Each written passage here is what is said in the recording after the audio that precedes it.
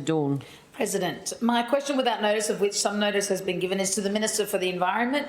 I refer the Minister to the urgent need for greater support for WA's wildlife rescue and rehabilitation centres such as Kenyana Wildlife Rehabilitation and Rocky Ridge Wildlife Sanctuary. And I ask, 1, what provisions does the Minister have in place to support wildlife rescue and rehabilitation services? 2, is the Minister aware of non-lethal kangaroo population management methods, including Gonacon, the science-backed contraceptive vaccine already in use in other jurisdictions?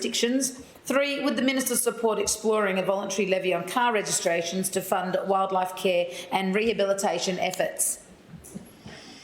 The Minister for Environment.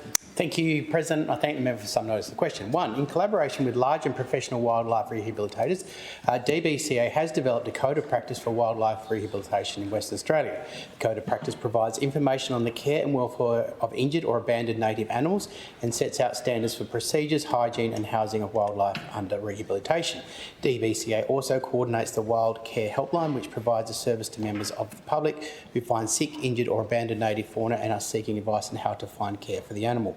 Wildlife rehabilitation groups are able to access the animal welfare grants administered by the Department of Primary Industries and Regional Development. More than $1.135 million has been provided to wildlife rehabilitators under the Animal Welfare Grant Program between 2021 and 2025. 2, yes, while I'm aware of fertility control as a management tool and its use in other jurisdictions, it is not currently being used in Western Australia. And 3, the government is not considering a scheme of the kind suggested by the member. However, if there are currently members of the community who are willing to incur the expense of a voluntary levy on their registration, I encourage them to consider making regular donations to wildlife groups.